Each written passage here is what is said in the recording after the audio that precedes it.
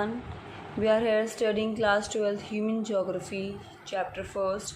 The name of chapter 1st is Human Geography itself. We already covered some topics in our first video. This is second part of the geography, chapter 1st. Let's begin. पिछले video में हम लोगों ने पढ़ा था कि geography के अलग अलग मीनिंग्स क्या होते हैं और फिज़िकल ज्योग्राफी और ह्यूमन ज्योग्राफी में डिफरेंस. अब हम बात कर रहे हैं nature and humans are inseparable elements.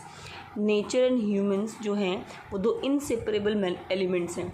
बिना नेचर के ह्यूमन कुछ नहीं कर सकता क्योंकि उसे रिसोर्सेज नेचर ही प्रोवाइड कर रहा है. बिना ह्यूमंस के नेचर के रिसोर्सेज भी कोई यूज़ नहीं कर सकता. दोनों क्या है, इनसेपरेबल हैं. ठीक है, and should be seen holistically, एक साथ ही देखे जाते हैं. It is interesting to note that the both physical and human phenomenon are described in metaphors using symbols from the human anatomy.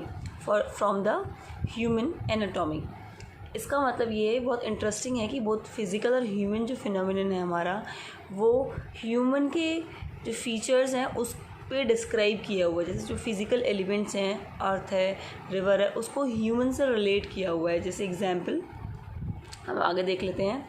Face of the earth, अर्थ को क्या माना गया है, फेस. स्टॉर्म को माना गया है आई.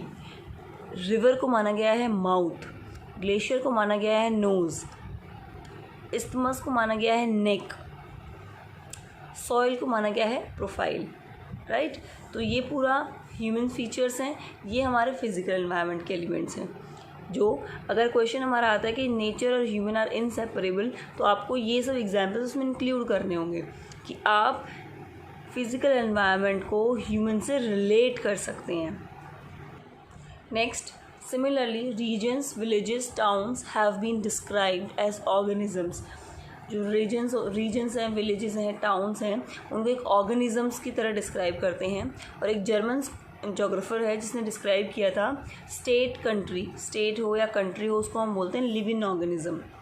Networks of roads, railways and waterways have often been described as arteries of circulation.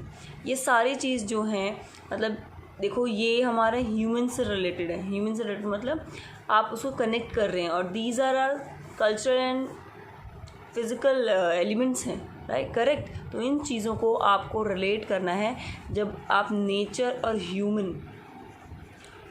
And human से रिलेटेड अगर कोई भी क्वेश्चन आता है तो आप ये एक एग्जांपल दे सकते हो और आपका क्वेश्चन बहुत अच्छा आंसर जो है इफ़ेक्टिव बन सकता है.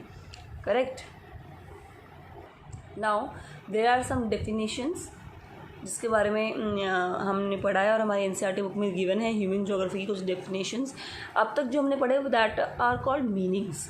ठीक है, वो मीनिंग थे ह्यूमन ज्योग्राफी के, लेकिन डेफिनेशन हम उससे बोलते हैं जो किसी ज्योग्राफर ने दी हो या फिर किसी स्कॉलर ने दी हो. Correct. According to Ratzel, human geography is the synthetic study of relationship between human society and earth surface. अभी तक हमने यही पढ़ा हुआ है, लेकिन यहाँ आपको सेम एज इट इज़ ऐसे ही आंसर शीट में लिखना है अकॉर्डिंग टू करके. मैंने अकॉर्डिंग की स्पेलिंग नहीं लिखी, आपको वहाँ प्रॉपर अकॉर्डिंग की स्पेलिंग लिखनी है. ह्यूमन ज्योग्राफी जो है वो एक स्टडी है, सिंथेटिक स्टडी है. किसके रिलेशनशिप की, ह्यूमन सोसाइटी की और अर्थ के सरफेस की. अर्थ के सरफेस का मतलब क्या है, यहाँ फिज़िकल एनवायरनमेंट. करेक्ट. तो बहुत ही सिंपल है, दो चीज़ों को याद रखना है, human society and earth surface. इनके बीच का रिलेशनशिप, इनके बीच की study is called human geography. और ये किसने कहा था, रिट्ज़ल. आपको यही ये चीज़ वीडियो देखते देखते लर्न हो जानी चाहिए. ओके, आगे देख लेते हैं. According to Ellen C Semple एक स्कॉलर हैं जिन्होंने ये कहा था human geography is the study of the changing, यहाँ एक चेंजिंग वर्ड आ रहा है, इसको याद रखिएगा, changing relationship between unresting man and unstable earth. इस डेफिनेशन में तीन ही चीज़ वेरी इंपॉर्टेंट है. ऊपर वाली में हमने क्या पढ़ा था, human society and earth surface का बीच का रिलेशन और इनकी स्टडी. लेकिन हम एलएनसी सैंपल वाले में पढ़ रहे हैं कि चेंजिंग, जो चेंज होता रहता है हमारा रिलेशन, किसके बीच में, अनरेस्टिंग मैन, जो आदमी जो कभी रेस्ट नहीं करता, और अर्थ जो कभी स्टेबल नहीं रहती, जो अनस्टेबल होती है. राइट. नाउ थर्ड डेफिनेशन हमारी गिवन एनसीईआरटी में. अकॉर्डिंग टू पॉल विडाल डेला ब्लाचे, ठीक है, नाम बहुत बड़ा है लेकिन ब्लाचे से आप याद कर सकते हैं, विडाल से आप याद कर सकते हैं, राइट, पॉल से आप याद कर सकते हैं, लेकिन आप नाम अगर जितना आपको याद रहता है आप पूरा कर लीजिए याद।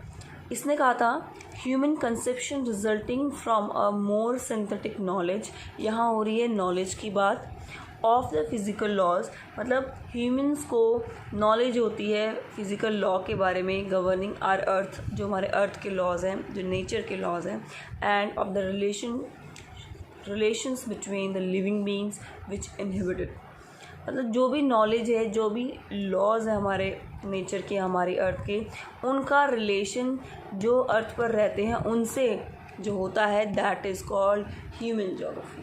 करेक्ट। तीनों डेफिनेशंस में अलग अलग वर्ड्स हैं जो आपको मैंने अंडरलाइन किए हैं, ये आपको याद होने चाहिए, ये वर्ड्स आपकी डेफिनेशन में ज़रूर मेंशन होने चाहिए। ओके।